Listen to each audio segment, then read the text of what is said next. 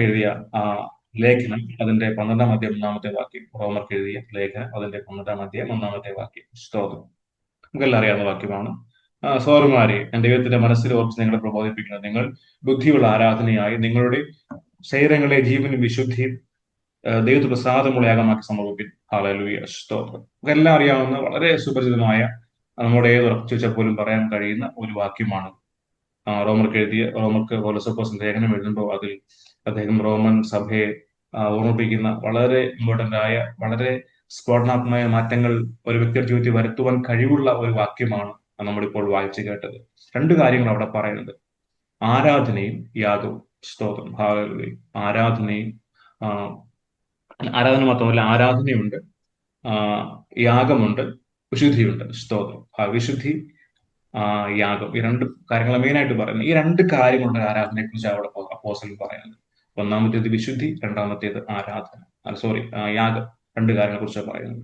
നമുക്കറിയാം, നമ്മളെല്ലാം വിശുദ്ധിയെ കുറിച്ച് ഒത്തിരി പറയുന്നവരാണ്. ഹല്ലേലൂയ, സ്തോത്രം. പരിശുദ്ധാത്മാവ് നമ്മുടെ ഉള്ളിൽ വന്നിട്ട് അതൊരു ആന്തരിക വിശുദ്ധി, അല്ലെങ്കിൽ ആത്മാവിലെ വിശുദ്ധിയുണ്ട്, ജഡത്തിന്റെ വിശുദ്ധിയുണ്ട്. സ്തോത്രം. പരിശുദ്ധാത്മാവിന്റെ ഉള്ളിൽ വന്ന ഒരു വ്യക്തിയുടെ ഉള്ളിൽ വന്ന ശേഷം ആ വ്യക്തിയെ ദൈവത്തിലേക്ക് അടുപ്പിക്കുന്നതിന് വേണ്ടി പരിശുദ്ധാത്മാവ് ക്രിയ ചെയ്ത് പരിശുദ്ധാത്മ നമ്മളെ ദൈവത്തിലേക്ക് അടുപ്പിക്കുന്ന ഒരു വിശുദ്ധിയാണ് നമ്മൾ ആത്മാവ് വിശുദ്ധി എന്ന് പറയുന്നത്. ഹല്ലേലൂയ. മനുഷ്യന്റെ പ്രയത്നത്താൽ സാധിക്കുന്നതല്ല ആത്മാവ് വിശുദ്ധി എന്ന് പറയുന്നത്. ഓഫ്കോഴ്സ് മനുഷ്യനോടൊപ്പം ചേർന്നുകൊണ്ട് പരിശുദ്ധാത്മ നമ്മളിലൂടെ ചെയ്യുന്ന ഒരു പ്രക്രിയയാണ് ആത്മാവ് വിശുദ്ധി എന്ന് പറയുന്നത്. ഹല്ലേലൂയ. അതിൽ ഒരുപാട് ഗുണങ്ങളുണ്ട്. ദൈവത്തിലേക്ക് അടുപ്പിക്കുന്നു, നമ്മളെ ദൈവത്തിന്റെ വഴി നടക്കുവാൻ നമ്മളെ പ്രേരിപ്പിക്കുന്നു. ഇതെല്ലാം പ്രേരണകളാണ് കേട്ടോ. നമ്മുടെ ഉള്ളിൽ പരിശുദ്ധാത്മ ആരുടെയും കൈ പിടിച്ച് ഇങ്ങനെ പിടിച്ച് വലിച്ചുകൊണ്ട് പോകത്തില്ല. പരിശുദ്ധാത്മ വളരെ ജെന്റിലായതുകൊണ്ട് നമ്മളൊന്ന് പറഞ്ഞു ഹോളി നമ്മൾ സംസാരിക്കും. പലപ്പോഴും നമ്മുടെ പ്രശ്നം എന്ന് വെച്ചാൽ തിരിച്ചറിയാൻ കഴിയുന്നില്ല എന്നുള്ളതാണ്.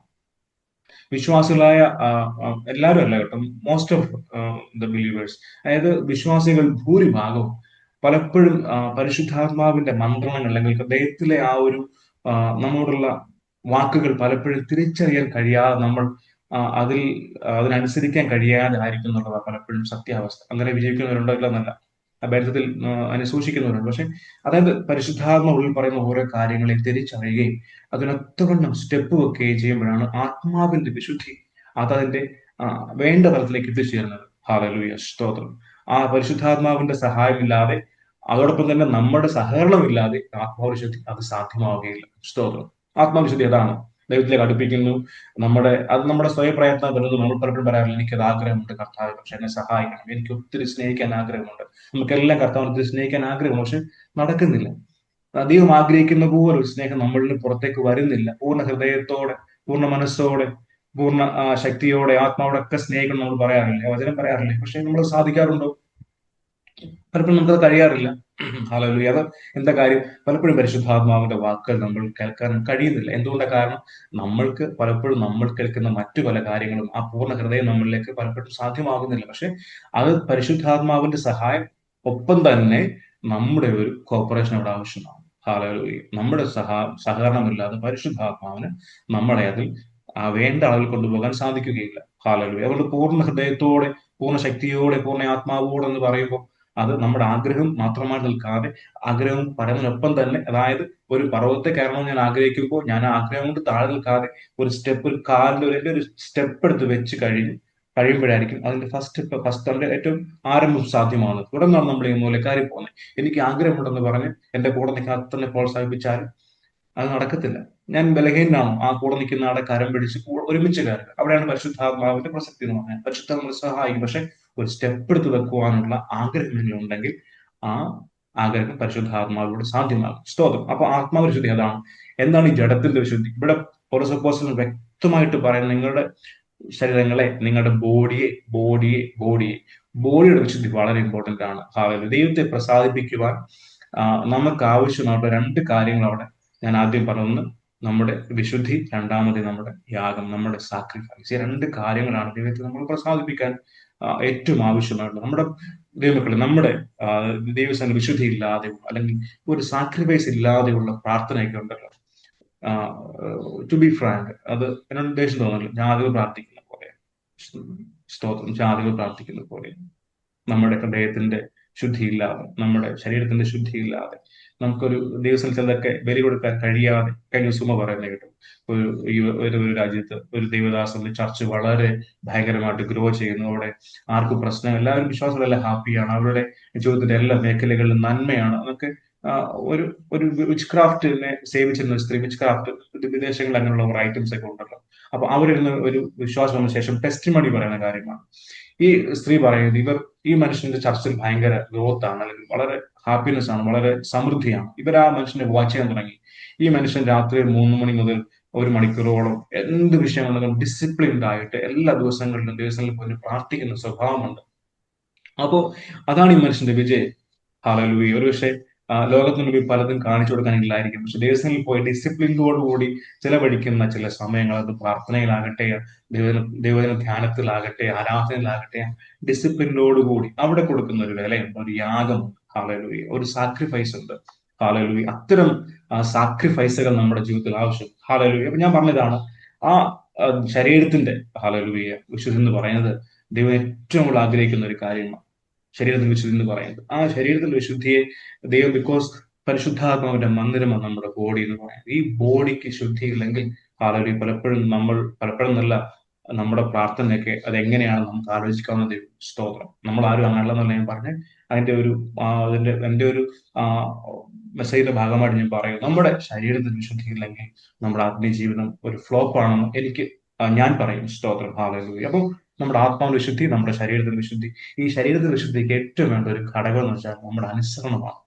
അനുസരണമില്ലാതെ നമുക്ക് ഈ ശരീരത്തെ സൂക്ഷിക്കാൻ പറ്റത്തില്ല.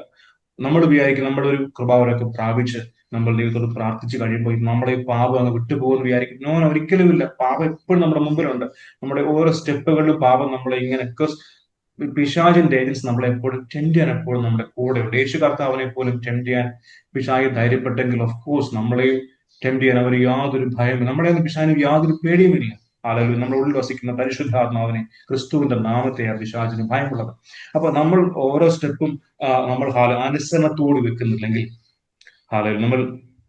നമ്മൾ അനുസരിക്കാൻ തയ്യാറാവുക മാത്രമേ നമ്മുടെ ശരീരത്തിന്റെ വിശുദ്ധി അവിടെ വെളിവായി വരുന്നുള്ളൂ. നമ്മുടെ അനുസരണമില്ലെങ്കിൽ ആ ശരീരത്തിന്റെ വിശുദ്ധി അവിടെ ഉണ്ടാവുകയില്ല. ഓഫ് കോഴ്സ് അനുസരണം വളരെ ഇമ്പോർട്ടന്റ് ആണ്. ദൈവത്തിന് ഏറ്റവും പ്രസാദമുള്ള ഒരു കാര്യം അനുസരണം എന്ന് പറയുന്നത്. ഈ പഴയ നിയമത്തിൽ ശൗലിന്റെ ഒറ്റ തെറ്റ്, ചെറിയൊരു തെറ്റ്, മൃഗങ്ങളെല്ലാം കൊല്ലാൻ പറഞ്ഞു, ശൗല് പോകുന്നില്ല. ചിലതിനെ മാറ്റിവെച്ചു. എന്തിനു വേണ്ടി മാറ്റിവെച്ച്?